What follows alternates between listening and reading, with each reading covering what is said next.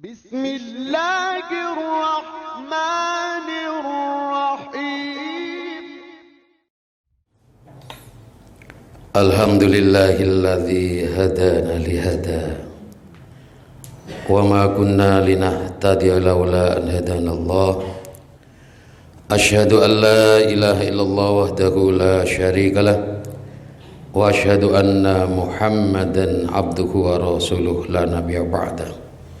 Allahumma shalli ala Muhammad wa ala ali Muhammad amma ba'du. Fa ya ma'syaral hadirin, ittaqullah haqqa tuqatih wa la tamutunna illa wa antum muslimun. Hadirin yang dirahmati Allah, sebagai perwujudan rasa syukur terhadap nikmat yang Allah anugerahkan kepada kita, mari kita tingkatkan ketakwaan kita kepada Allah, karena hanya dengan takwa inilah cara kita mensyukuri nikmat yang dibenarkan oleh agama kita. Semoga semakin hari ketakwaan kita semakin sempurna di hadapan Allah Subhanahu wa taala. Amin ya rabbal alamin. Hadirin yang dirahmati Allah, saya yakin kita sebagai orang mukmin pengen masuk surga saat kita nanti di akhirat. Karena di akhirat nanti tempat kembali hanya ada dua, yaitu neraka dan surga. Ada hadis rawahul Ibnu Majah, Rasulullah itu menyampaikan begini, ma minkum min ahadin illa lahu manzilani. Tidaklah seseorang di antara kalian itu pasti mempunyai dua tempat tinggal di akhirat nanti. Jadi kita semua itu punya dua tempat tinggal, manzilani. Manzilun fil jannah wa manzilun finnar. Ada tempat tinggal di surga, ada tempat tinggal di neraka. Dua tempat tinggal itu. Fa idza mata, kalau ada orang yang mati pada kholannar, lalu orang ini masuk ke dalam neraka, waritha ahlul jannah manzilahu, maka ahli surga mewarisi tempat tinggalnya yang ada di surga, karena dia masuk di dalam neraka. Itu kata hadis ini yang disebut oleh Allah di surat Al-Mu'minun, ulaika humul warithun, mereka itulah orang-orang yang mewarisi surga. Hadirin yang dirahmati Allah, saat kita ingin masuk surga perlu kita renungkan surat Al-Baqarah ayat 214. Allah di situ mempertanyakan kesiapan kita masuk surga. Am hasibtum, apakah kalian menyangka bahwa kalian itu masuk surga? Yakin kita hadir di sini misalnya Jumatan, setiap Jumat datang, terus kita yakin masuk surga. Kemudian kata Allah, amasibtum an tadkhulul jannah walamma ya'tikum, padahal belum datang kepada kalian ujian mathalul ladzina khalau min qablikum, sebagaimana ujian yang diberikan kepada orang-orang dari sebelum kalian. Masadhumul ba'sa, yang pertama, orang-orang terdahulu termasuk kita oleh Allah akan diuji dengan yang pertama al-ba'sa, ujian yang berkaitan dengan jasmani kita, sakit ya, sakit kepala misalnya, ini al-ba'sa. Kalau kita lolos itu akan naik ujiannya wad-dharra. Wad-dharra itu ujian fisik yang juga mengarah kepada psikis. Sudah diuji sakit, nggak punya uang, fisiknya, psikisnya kena. Fisiknya sakit, psikisnya juga kena. Mungkin ada yang menderita sakit gak sembuh-sembuh, orang yang paling kita cintai, itu mesti akan mengena kepada psikis kita. Itu tingkatan yang berikutnya. Kemudian kata Allah, wazulzilu, ini tingkatan yang selanjutnya, digoncang dengan ujian, digoncang dengan ujian. Tidak hanya satu ujian, bisa jadi orang itu ujiannya satu selesai, langsung muncul ujian berikutnya. Bahkan mungkin satu ujian belum selesai, muncul ujian berikutnya lagi, bertumpuk-tumpuk sampai seperti digoyang. Wazulzilu. Kalau kita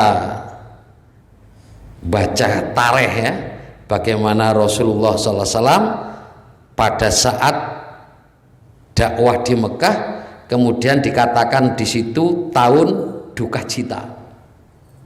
Di Rasul itu punya dua penolong ya, yang bisa menghibur Rasulullah, pamannya Abu Thalib. Orang-orang Quraisy tidak berani melakukan penghinaan atau penyiksaan kepada Rasulullah kalau ada Abu Thalib. Begitu sampai di rumah ada istri tercintanya yang mencurahkan tidak hanya pikirannya, hartanya diberikan semua untuk perjuangan Rasulullah SAW, yaitu Ibunda Khadijah radhiyallahu anha. Tapi pada saat itu dua orang ini dipanggil oleh Allah Subhanahu wa taala. Makin gencar siksaan hinaan yang dilakukan oleh bangsa Quraisy. Lalu Rasulullah SAW mengarahkan dakwahnya ke Thaif. Harapannya di Thaif itu Bani Sakif menerima, ternyata harapannya kosong. Di sana justru dicaci maki, pulang dilempari dengan kerikil-kerikil sehingga sampai kaki Rasulullah berdarah. Coba Rasul diuji sampai seperti itu, wazulzilu ya. Kemudian sampai muncul kata ayat ini, mata nasrullah, kapan pertolongan Allah? Saya muncul itu, kapan Allah akan menolong ini? Karena sudah ujian yang diberikan oleh Allah seperti itu. Kemudian Allah katakan, ala inna nasrullahi qarib, ketahuilah sesungguhnya pertolongan Allah itu pasti datang. Saat malam pekat, maka berlarut-larut akan muncul sinar fajar matahari. Saat orang sudah diuji dengan yang sudah luar biasa oleh Allah, maka tunggulah, pasti pertolongan Allah juga akan datang. Hadirin yang dimuliakan Allah, sampai Rasulullah SAW mengatakan, idomul jaza ma'a idomil bala, besarnya balasan pahala yang Allah berikan kepada kita sebanding dengan ujian yang diberikan. Wa inna allaha idza ahabba qauman, apabila Allah mencintai suatu kaum, menarik ya, apabila Allah itu mencintai suatu kaum, ibtalahum, maka Allah akan mengujinya untuk mengetahui kaum ini benar-benar beriman kepada Allah atau tidak. Ibtalahum, diuji oleh Allah subhanallah. Paman rodiya balahur ridho, kalau umat yang diuji tadi, kaum yang diuji tadi ridho dengan ujian yang diberikan oleh Allah, maka Allah akan bangga ridho kepada umat itu. Tetapi waman sahida, kalau dia tidak ridho, menyalahkan Allah, falahu suhtu, maka Allah akan murka kepada orang ini. Maka saat kita mendapatkan ujian, pilihannya hanya satu, ridho dengan Allah. Tidak ada ujian itu mencelakakan. Ujian itu pasti akhirnya membahagiakan kepada orang yang berhasil dalam ujiannya. Hadirin yang dimuliakan Allah. Nah, pertanyaannya, bagaimana bentuk ujian itu? Bagaimana bentuk ujian itu? Di surat Al-Anbiya ayat 35 Allah sampaikan, kullu nafsin dha'iqatul maut, setiap yang bernyawa, mempunyai jiwa, dha'iqatul maut, mesti akan merasakan mati. Pernyataan ini dalam matematika dinamakan aksioma, tidak perlu dibuktikan, sudah terbukti. Setiap yang bernyawa mesti akan mati, nggak bisa ditolak pernyataan ini, karena sudah pasti sudah. Kemudian wa nabluukum, sungguh kami akan menguji kalian, kata Allah, bisyarri, dengan sesuatu yang tidak kalian sukai, bisyarri, wal khair, fitnah, atau ke sesuatu yang kita sukai. Ada yang tidak kita sukai, ada yang tidak kita sukai. Wa ilaina turja'un, semua ujian yang diberikan oleh Allah itu akan dikembalikan kepada Allah Subhanahu wa taala untuk dimintai pertanggungjawaban. Mungkin saat ini kita lagi diuji oleh Allah, rezeki kita pas-pasan bahkan kurang, maka kita lagi memerankan ya tokoh yang ditunjuk oleh Allah, memerankan sesuatu yang tidak kita sukai. Kalau kita sekarang itu lagi berlebih, berkecukupan harta kita, bukan hadiah, bukan. Itu semua adalah ujian Allah. Peran kita sekarang lagi sesuatu yang kita senangi. Semua akan dimintai pertanggungjawaban oleh Allah Subhanahu wa taala. Sekarang tidak ada balasan sekarang. Sekarang ini adalah bentuk menanam, tergantung Allah ngasih peran kita sebagai apa, sesuatu yang kita sukai atau sesuatu yang tidak kita sukai. Karena sesuatu yang kita sukai belum tentu orang lain menyukai, belum tentu.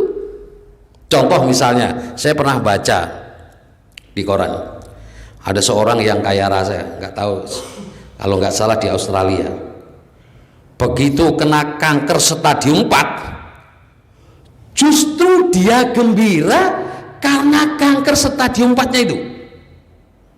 Dengan penyakit kanker stadium 4 menyadarkan dia yang sementara ini berpoya-poya dengan harta itu. Lalu dia gunakan hartanya untuk menyantuni fakir miskin, membuat tempat-tempat ibadah, pendidikan di Afrika sana. Kanker yang diderita justru dia mensyukuri, saya bersyukur dengan Allah karena Allah sudah memperingatkan saya. Loh, tergantung sisi mana orang pandang itu. Yang dikatakan kanker justru malah senang adanya itu. Maka yang perlu kita lihat saat kita ini perperannya apa saja.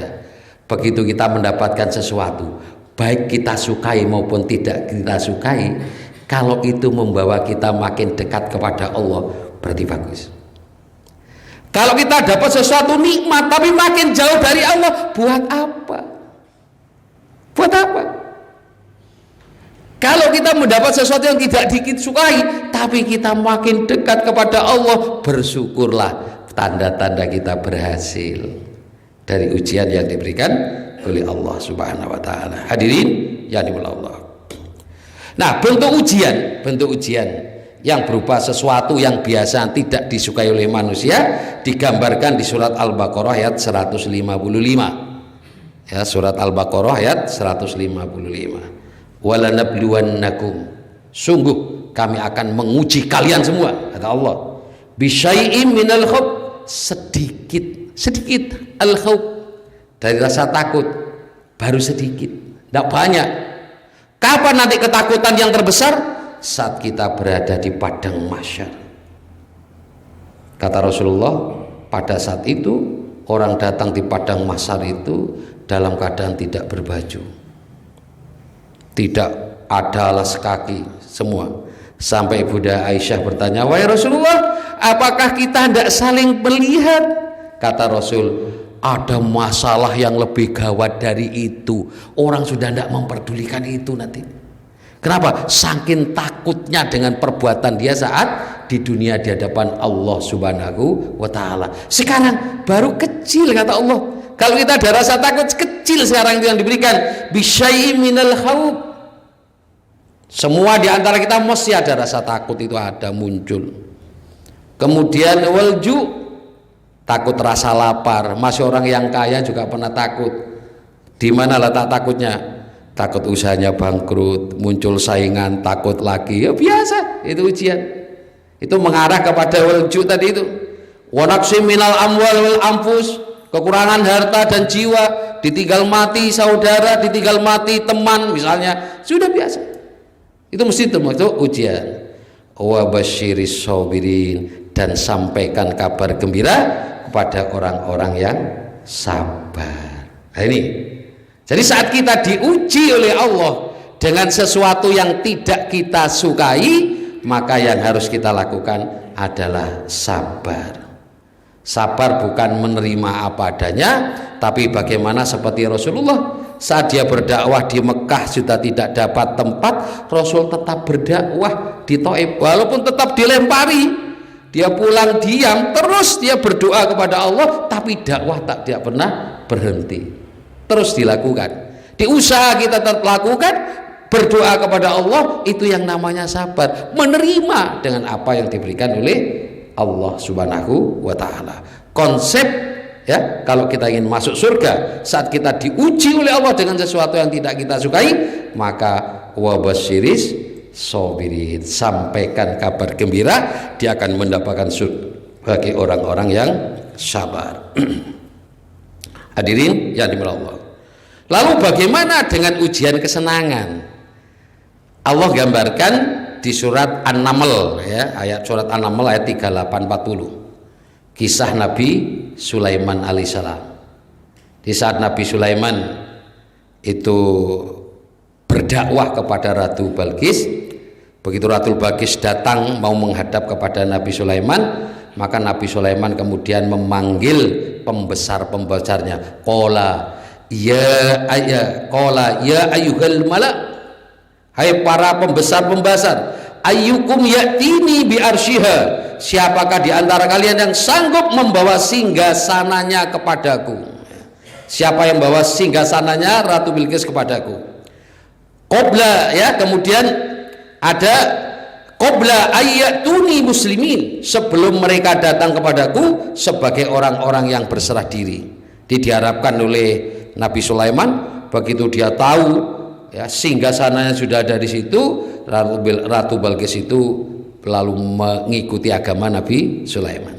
Qala ifrit, lalu ifrit minal jin, dari bangsa jin, ana atika bihi qabla an taquma min maqamik, saya mampu mendatangkan singgasana itu sebelum kau berdiri dari dudukmu. Wa inni alaihi laqawiyyun amin, sesungguhnya aku benar-benar kuat untuk membawanya lagi dapat dipercaya, kata jin ifrit. Lalu berikutnya, qala alladziina indahu ilmun minal kitab, lalu ada seorang, ada manusia yang mendalam ilmu kitabnya, ana atika bihi qabla ayyartadda ilaika tarfuk, aku sanggup mendatangkan singgasana Ratu Iblis itu sebelum matamu berkedip, lebih cepat ya. Falamma ra'ahu mustaqiran indahu, maka tatkala Sulaiman melihat singgasana terletak di hadapannya, apa yang dikatakan? Qala hadza min fadli rabbi, ini adalah karunia dari Tuhanku. Ini yang penting. Di saat kita diberi nikmat oleh Allah, maka yang harus muncul dalam mulut kita, hadza min fadli rabbi, ini adalah karunia dari Tuhanku. Jangan sampai muncul Tuhan dihilangkan, kita yang muncul. Saat Allah kita hilangkan, mesti kita yang muncul. Tapi begitu Allah yang kita munculkan, kita tidak ada apa-apanya di hadapan Allah Subhanahu wa taala. Hadza min fadli rabbi. Kata Sulaiman, liyabluwani aashkuru au akfur. Allah mengujiku ya. Jadi tadi itu berupa kenikmatan. Allah mengujiku, apakah aku bersyukur atau kufur. Nah, jadi tidak ada di dunia itu pahala atau balasan. Balasannya nanti yang kekal itu adalah di akhirat. Hadirin yang dimuliakan Allah. Yang terakhir saya ingin sampaikan, hadis riwayat Muslim. Rasul mengatakan ajib ya, ajaba. Kita sering dengar kata-kata ajib ya, menakjubkan. Siapa yang menakjubkan? Li amril mukmin, urusan orang mukmin. Stressingnya beriman. Kalau nggak beriman nggak bisa, karena ini hanya untuk orang beriman. Inna amrohu kullahu khairun, semua urusan orang mukmin itu adalah baik, tidak ada jeleknya. Walaisa dzaka li ahadin illa lil mukmin, dan yang demikian itu tidak dimiliki oleh siapapun kecuali oleh orang mukmin. Ingat, orang mukmin pasti miliki ini. Kalau tidak miliki ini berarti bukan orang mukmin. Nah, itu caranya kita memahami ini. Kata Rasulullah, in asobathu sarra, jika Allah itu jika dia mendapatkan kegembiraan atau mendapat sesuatu yang ia sukai, syakaro, dia bersyukur. Bersyukur itu menempatkan sesuatu yang Allah berikan, yang diberikan oleh Allah sesuai dengan keinginan Allah, bukan sesuai dengan nafsunya. Pakana khairul lahu, maka itu adalah baik. Dapat kenikmatan, bersyukur. Wa in asobathu dharra, dan jika dia mendapatkan kesusahan, sesuatu yang tidak disukai, sobaro, dia bersabar. Pakana khairul lahu, dan dia itu baik baginya. Dua konsep hidup kalau itu kita pegang, insya Allah kita akan masuk surganya Allah Subhanahu wa Ta'ala. Hadirin, hidup ujian, bukan saatnya balasan dari Allah sekarang. Sekarang kita lagi menanam, ujian akan silih berganti. Ada sesuatu yang kita sukai, ada sesuatu yang tidak kita sukai. Resepnya hanya dua, yaitu sabar dan syukur. Mudah-mudahan kita dapat mengamalkan hadis ini di dalam kehidupan kita sehari-hari, sehingga nanti dalam menghadapi ujian kita termasuk orang yang diridhoi oleh Allah dan dimasukkan ke dalam surganya Allah Subhanahu wa Ta'ala. Amin ya rabbal barakallahu bil Qur'anil azim wa nafa'ani wa yakum bil ayati wa dzikril hakim. Aqulu qouli hadza wa astaghfiruhu innahu huwal ghafurur rahim. Alhamdulillahilladzi faddala bani Adam bil ilmi wal amali ala jamil alam. Asyhadu an la ilaha illallah wahdahu la syarikalah wa asyhadu anna Muhammadan abduhu wa rasuluhu la nabiyya ba'da. Allahumma shalli ala Muhammad wa ala ali Muhammad amma ba'du. Fa ya masaral hadirin, ittaqullah haqqa tuqatih wa la tamutunna illa wa antum muslimun. Qala Allah Ta'ala fil kitabil karim, innallaha wa malaikatahu yusholluna 'alan nabi ya ayyuhalladzina amanu shollu 'alaihi wa sallimu taslima.